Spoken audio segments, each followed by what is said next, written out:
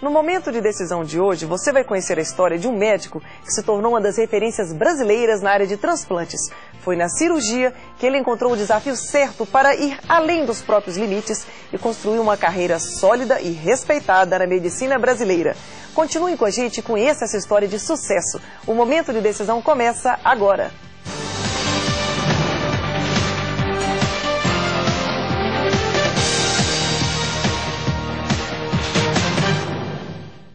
Ele é filho de médico e irmão de médica. Na medicina, encontrou uma forma de exercitar a inteligência e de ajudar o próximo. Nosso entrevistado é um daqueles profissionais que não se cansa de ser estudante. Está sempre disposto a aprender uma nova técnica e a conhecer uma nova teoria. Está conosco o criador do segundo centro de transplantes de fígado do país e também chefe da cirurgia geral e coordenador de transplantes de órgãos do Hospital Mater Dei e ainda chefe da cirurgia geral do Hospital São Francisco de Assis, Marcos Martins da Costa. Marcos, é um prazer tê-lo aqui no Momento de Decisão.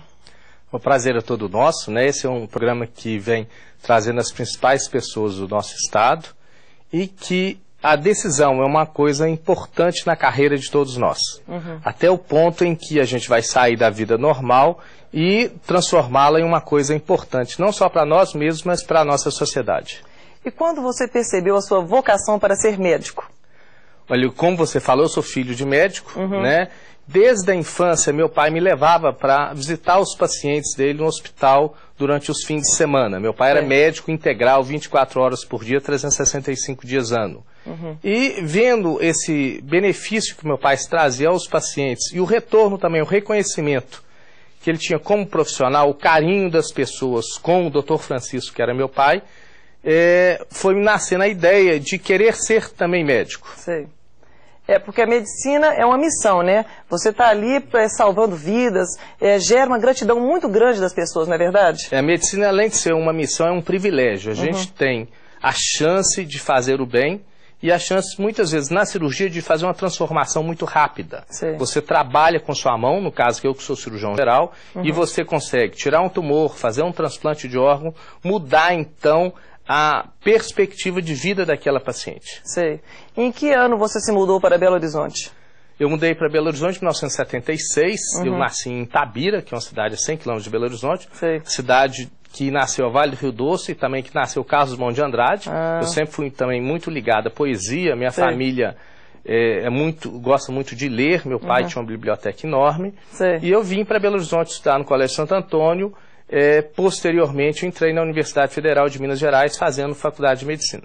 Falando de Carlos Drummond de Andrade, você está até fazendo um centro, né, em homenagem a ele. Como é que é isso, museu? Em Itabira existe a Fundação Carlos Drummond de Andrade e agora dentro da fundação nós estamos criando o Museu da Voz. Isso é um projeto que a gente iniciou uns 2 meses atrás, em breve deve estar pronto, em que na casa do Carlos Drummond de Andrade as pessoas vão poder entrar dentro da casa, em um cômodo da casa, e ouvir a voz do Drummond recitando as suas próprias poesias e tendo uma cenografia compatível com cada poesia. Esse é um projeto que a gente contratou pessoas fantásticas, que eu acho que vai ser o primeiro museu de voz em Minas Gerais. Nossa, essas iniciativas são muito importantes, né? Quer dizer, além de você ser um médico realizado, você está oferecendo isso aí para a comunidade, né?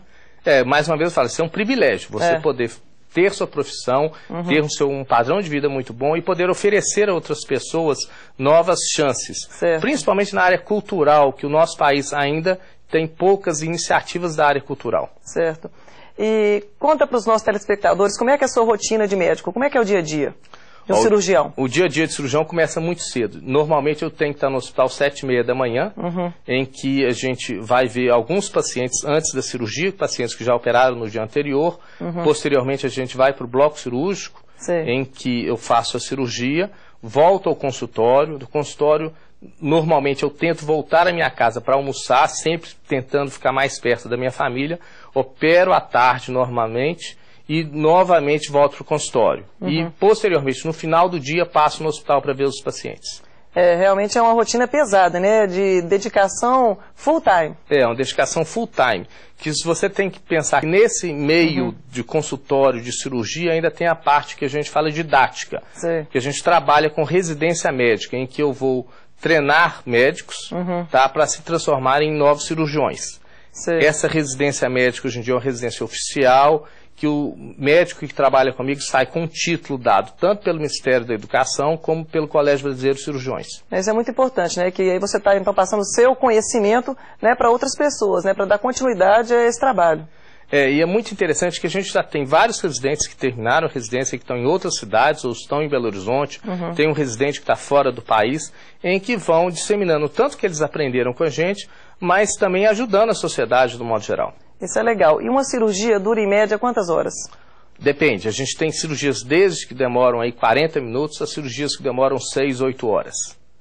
Tá? Isso é importante porque o médico ele tem que estar preparado para fazer uma cirurgia de meia hora, mas também o físico preparado para fazer uma cirurgia de 8 horas. E como é que você então faz esse preparo físico? Desde novo eu sempre fiz atividade física, mas após, quando eu fiz 40 anos, eu coloquei algumas metas na minha vida e uma delas foi manter meu corpo bom para ter uma qualidade de vida pessoal e uma capacidade profissional a longo prazo. Sim. Então eu faço uma fisioterapia, uma reeducação postural global uma vez por semana e faço musculação 3 vezes por semana, exatamente no intuito de ter meu físico adequado para aguentar fazer uma cirurgia de 6, de 8 horas se for necessário. E você também saltava, né? Você praticava hipismo? Eu sempre fiz hipismo, eu larguei hipismo tem poucos meses por uma última queda, em que eu tive uma lesão de ombro que me deixou muito preocupado. O cirurgião trabalha com a mão. Se você machuca o seu ombro, você vai ficar incapaz de operar. Então foi uma decisão difícil, mais uma das decisões que a gente tem, que largar uma paixão minha, que era o salto em cavalo. Sim.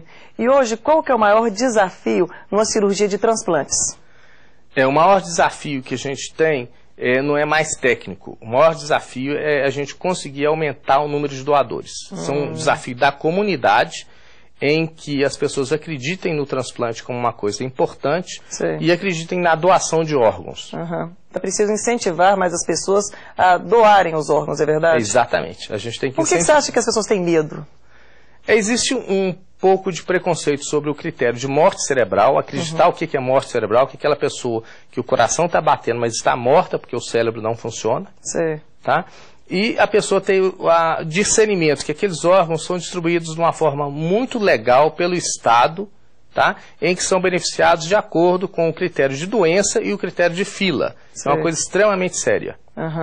E você também ajuda as pessoas que não têm condições de fazerem cirurgias, por exemplo, aquela cirurgia, né, da obesidade. Como é que é esse trabalho que você faz? Isso é uma coisa que a gente criou recentemente, em que a gente está chamando de mutirão da obesidade. Existem vários pacientes na fila de espera de cirurgia de obesidade do SUS, que tem aí 2.000 pacientes, 2, 3 anos de fila de espera na fila convencional.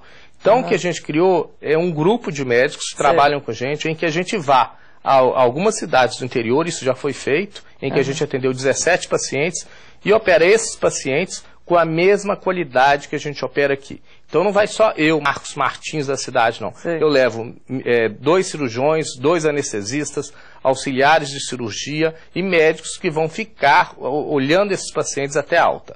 Posteriormente, esses pacientes voltam à nossa cidade. Existe um programa de retornos periódicos ao consultório, em que são avaliados e feitos todos os exames. Esse é um projeto que a gente acha que vai ajudar muito nessa fila de espera dos pacientes com obesidade mórbida.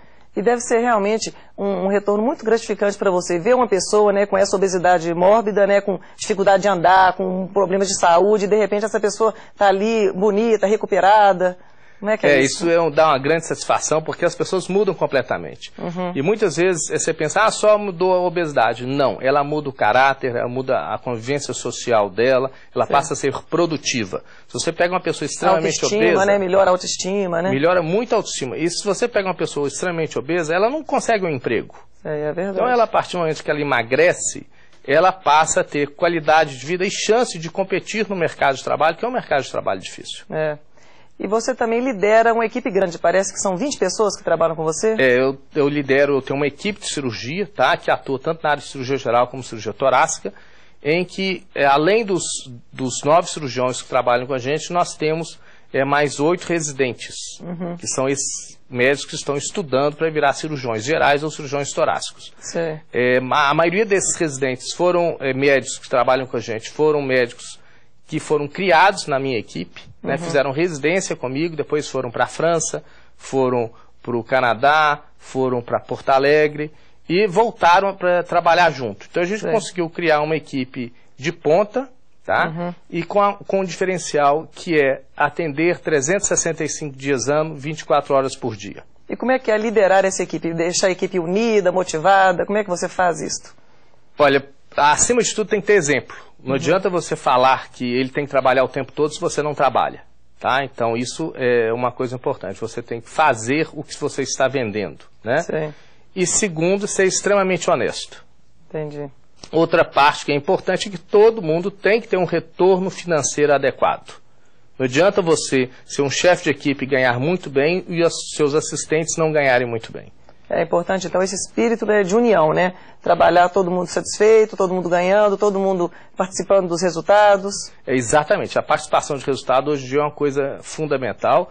Além dos médicos que a gente trabalha com eles, a gente tem uma equipe de apoio, que são instrumentadoras, enfermeiras, as próprias secretárias da nossa equipe, que também tem os benefícios todos. Na minha empresa, além dos encargos normais que todo mundo fala, a gente faz questão de pagar seguro-saúde de primeira linha, tá? E aposentadoria privada. Porque a gente sabe que o Estado nosso, infelizmente, não fornece um seguro-saúde adequado, nem uma aposentadoria viável para os cidadãos. Não, então você, na verdade, administra uma microempresa, né? Você tem ali, tem que ter, além de tudo, você tem que ser um administrador. Exatamente. Você tem que ter uma microempresa por trás disso tudo. Porque não existe um custo inerente a congressos, um custo inerente à aquisição de novas tecnologias, que a empresa tem que dar suporte a isso. Recentemente, um residente meu foi fazer um congresso. Né?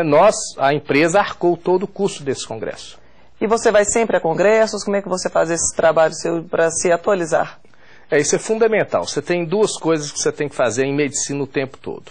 Primeiro é ler. Você tem que gostar de ler. E basicamente eu assino 2 revistas internacionais em que a gente lê essas revistas sistematicamente todo mês. Mais uma revista nacional. Hoje em dia você tem que ir a congresso. Tá? Sempre, no meu caso, eu escolho um congresso internacional por ano e um congresso nacional por ano. Que você senta e vê o congresso todo. É verdade, isso é importante, né, para se atualizar, que a medicina é muito dinâmica, né?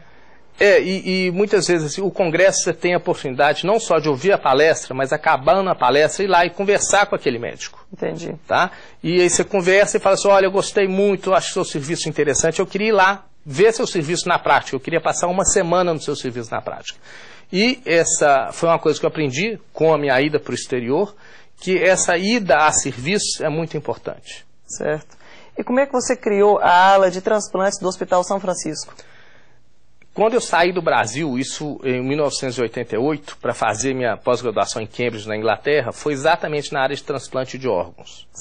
Tá? E nessa época, transplante ainda estava engatinhando aqui no Brasil, principalmente transplante de fígado. E depois de retornar, eu comecei a fazer transplante de fígado no hospital. Posteriormente, fui ao São Francisco, onde não existia nenhum serviço de transplante, e criamos uma área específica para transplante de órgãos. Uma ala do hospital. Isso é muito importante, que essa ala foi criada por recurso próprio, é uma característica que eu acho que eu invisto nisso também. Eu peguei 80% do recurso ali, foi recurso do meu próprio bolso, em que eu aloquei, construí uma área para um hospital filantrópico, e os outros 20% de recursos vieram de amigos, de ex-clientes, e muitos até que já tiveram aqui no programa, que são pessoas hoje em dia muito boas, que têm esse espírito de doação, de construir uma ala boa para ajudar um hospital. Isso é muito importante. Bom, Marcos, vamos para um rápido intervalo e no próximo bloco não perca o maior momento de decisão do médico especializado em transplantes, Marcos Martins da Costa. Até já!